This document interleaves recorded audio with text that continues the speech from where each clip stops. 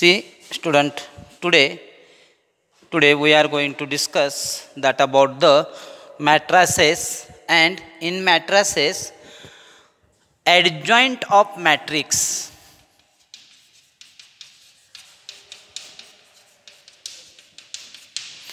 Adjoint of matrix he concept आपण discuss करत आहोत. याच्यामध्ये वेगवेगळे प्रॉब्लेम आपण घेत आहोत. तर ॲडजॉइंट ऑफ मॅट्रिक्समध्ये आपण काय पाहतोय बघा, म्हणजे दिलेला मॅट्रिक्स असेल समजा ए, एक मॅट्रिक्स तुमच्या समोर दिलेला आहे. तर पहिलं काम काय करायचं आहे, यू हॅव टू फाइंड मायनॉरचं कन्व्हर्जन कोफॅक्टर, कोफॅक्टरचं कन्व्हर्जन ॲडजॉइंट. या स्टेप आहेत मॅट्रिक्सचा ॲडजॉइंट फाइंड आउट करण्याची. तर आता एक असाच प्रॉब्लेम आहे आपल्यासमोर. पहा एकदा तुम्ही स्टेप पहा.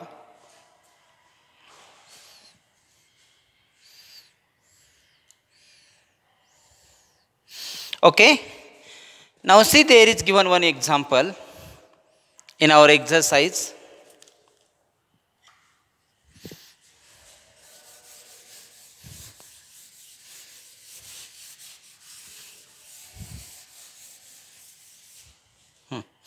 तर एक्झाम्पल काय दिलेलं आहे पहा. एक्झाम्पल असं दिलेलं आहे, मॅट्रिक्स ए इक्वल टू 1 - 1 2 3 0 -2 1 0 3 आणि मग व्हेरीफाय करा म्हटलेले त्याने. Verify that A into adjoint of A is always equal to mod of A into I. हा रिझल्ट आहे. रिझल्ट म्हणून सुद्धा तुम्ही हा देण्यात ठेवणार आहात. This is a important result in mathematics in case of matrices. मग याचं व्हेरिफिकेशन आपल्याला करायचं आहे. ए ऑलरेडी दिलेला आहे, एल एच एस सॉल्व करायचे, आर एच एस सॉल्व करायचे, दोन्ही आन्सर एक घेतात असं दाखवायचं आहे. मग आपण सुरुवात अशी करूयात, अगोदर ॲडजॉइंट फाइंड आउट करून घेऊयात. So, see here how can we find its adjoint. तर मॅट्रिक्स ए दिलेला आहे, त्याचा minor of A equal to suppose m, then it is equal to 1चा मायनॉर फाइंड आउट करतो. 1चा रो आणि कॉलम इलिमिनेट केले. 0 3 0 0 2 -2 0, आन्सर इज 0. -1चा मायनॉर आता 3 3 9 +2 11, 9 +2 11 आणि 2चे रिलेटेड येणार 0. First row completed. Second row 3 eliminate, first column eliminate, second row eliminate. -1 3 -3 आणि 0 म्हणजे -3. 0चा इलिमिनेट म्हणजे सेंटर आहे. Second row second column eliminate करा. 3 -2 1 आणि -2च्या रिलेटेड पहा. आता second row third column eliminate करा. 1 0 0 -1 +1. आता थर्ड रो फाइंड आउट करूयात आपण. 1च्या रिलेटेड फर्स्ट कॉलम 1 रो म्हणजे 2चा आन्सर येणार आहे. 0च्या रिलेटेड आता कॉलम रो इलिमिनेट. मग 1 -2 -2 -6 -2 -6 -8. See again -2 -6. Then third last इलिमेंटचा मायनॉर पहा. आता 1 0 0 -3 म्हणजे +3. हा मायनॉर तुम्हाला मिळाला आहे. आता याचं कन्व्हर्जन कोफॅक्टर ऑफ ए मध्ये करूयात. कोफॅक्टर ऑफ ए म्हणजे तुम्हाला हे पोझिशन माहिती असेल, plus minus plus minus plus minus plus minus plus. बघा सेंटर, हा जो सेंटर आहे, सेंटरच्या जवळचे जे काही एलिमेंट आहेत असे डायगोनल डायमंड फॉर्ममध्ये म्हणूयात आपण त्याला, त्यांचे साईन चेंज होतात आणि कॉर्नरचे साईन चेंज होत नाहीत असं इथे इव्हन ऑड पोझिशननुसार. So 0 as it is, 11 minus 11 0 as it is, -3 + 3 1 as it is, 1 become -1, 2 as it is, -8 become 8, 3 as it is. याच्यानुसार चेंज केले साईन कन्व्हेन्शन. सेंटरच्या जवळ असणारे डायगोनली नाही, स्ट्रेट म्हणजे व्हर्टिकल लाईनला किंवा हॉरिझॉन्टल लाईनला, सेंटरमधून व्हर्टिकल लाईन जाते, हॉरिझॉन्टल लाईन जाते, त्या दोन्ही लाईनवरती असणाऱ्या एलिमेंटचे साईन चेंज होतात, कॉर्नरचे चेंज होत नाही, डायगोनलवरचे चेंज होत नाहीत असे. मग आता याचा ट्रान्सपोज घेतला तर ॲडजॉइंट ऑफ ए मिळणार आहे आणि तो काय मिळत आहे पहा, 0 -11 0, 3 1 -1, 2 8 3. Adjoint of A is obtained.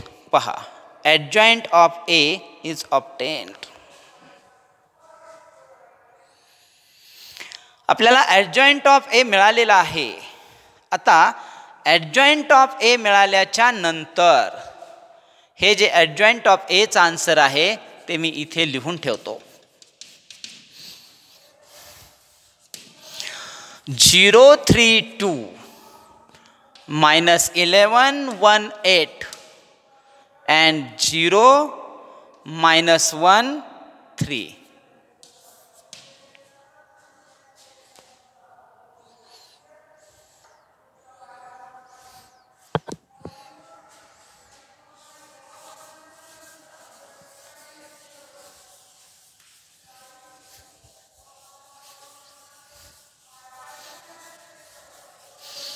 आता यानंतरनं ज्या रिलेशनचं प्रूफ आपण लिहिणार आहे त्या रिलेशनबद्दल विचार करूयात. तर पहा, LHS इज इक्वल टू काय आहे, A into adjoint of A.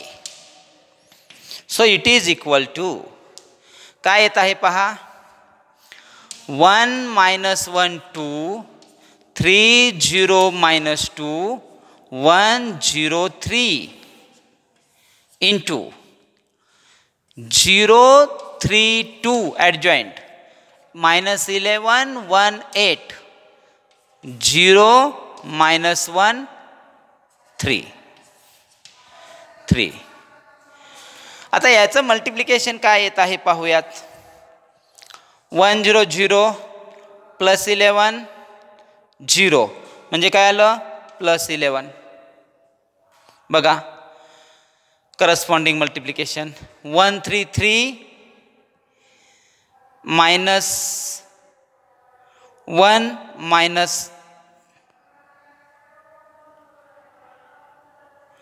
-1 and then -2 -3 म्हणजे 3 -3 0.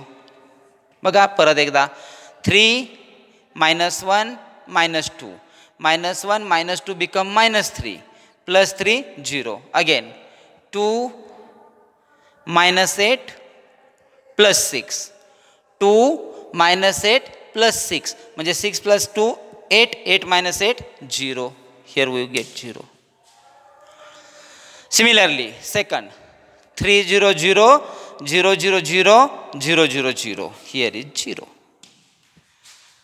3 3 9 0 +2 11. 3 2 6 0 -6 6 -6 0. आता लास्ट 1 0 0 0 11 0 3 0 0. 1 1 3 3 0 -3 3 -3 0. 1 to 2 0 3 3 9 म्हणजे 2 + 9 11. बघा असं आन्सर आलं. आता इथे तुम्ही सर्व 0 आहेत, 11 कॉमन घेऊ शकता. प्रत्येक एलिमेंट 0 × 11 म्हणजे 0च असतं, म्हणजे प्रत्येकामधून 11 तुम्ही कॉमन घेऊ शकता. मग मॅट्रिक्स काय राहतो पहा, 1 0 0 0 1 0 0 0 1. आणि मग हा जो मॅट्रिक्स आहे तो युनिट मॅट्रिक्स आहे, मीन्स इट इज 11 × I असा आन्सर आहे. 11 × I. आता हे आन्सर तुमचं LHSचं आलेलं आहे. काय आलेलं आहे, 11 × I. हे 11 × I LHSचं आन्सर आलेलं आहे. पहा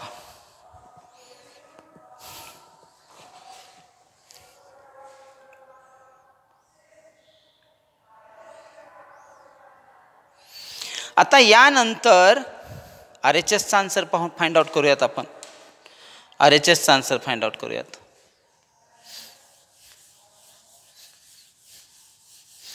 तुम्ही लगेच लिहून घेत जा नोटबुकमध्येच.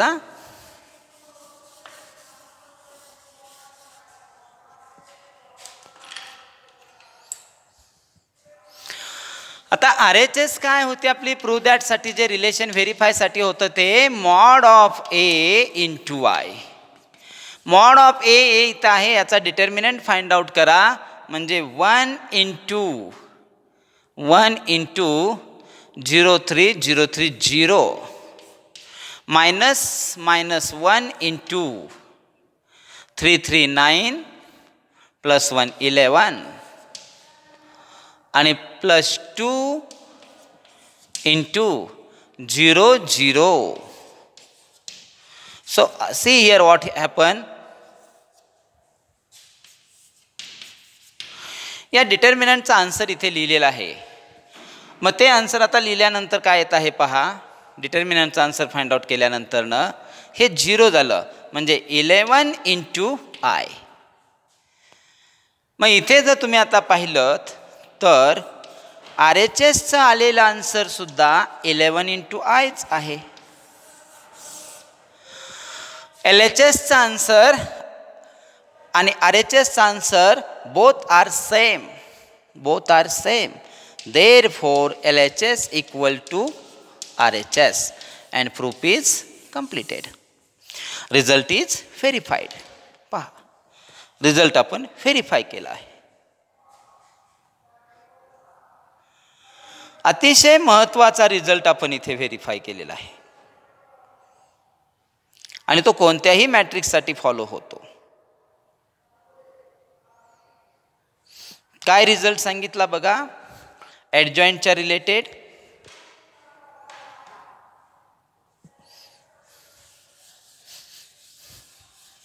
ॲडजॉइंट कसा फाइंड आउट करायचा तेही तुम्हाला आत्ता मी सांगितलं. आणि आता ॲडजॉइंटचा रिझल्टही आपण आत्ता पाहिला आहे. मग ॲडजॉइंटचा रिझल्ट आपण काय पाहिला पहा. Adjoint of matrix is given by if A is any matrix,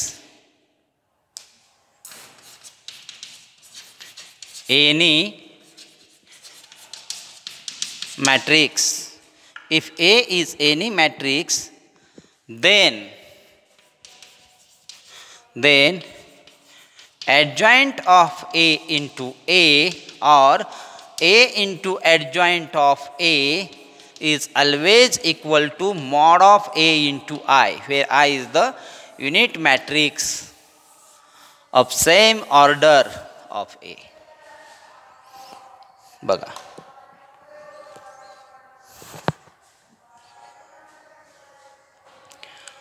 तर हा रिझल्ट आपण इथे व्हेरीफाय केलेला आहे. आता एक लक्षात घ्या, आत्तापर्यंत जेवढे आपण प्रॉब्लेम पाहत आहोत यामध्ये काय काय कन्सेप्ट आपण क्लिअर केल्या.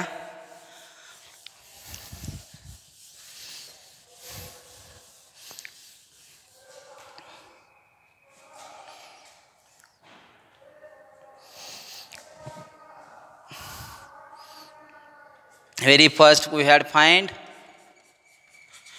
minor of matrix. Number 2,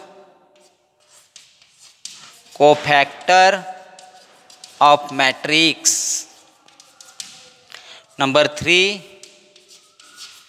adjoint of matrix. This will be A, this will be M.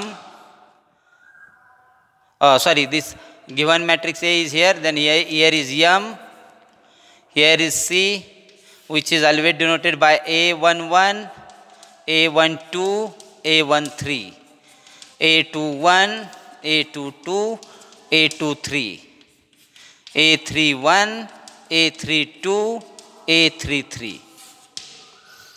आणि मग याचं कन्व्हर्जन ॲडजॉईंट ऑफ ए मध्ये होतं. या 3 स्टेप महत्त्वाच्या आहेत ॲडजॉईंट फाइंड आउट करण्यामध्ये. So remember that.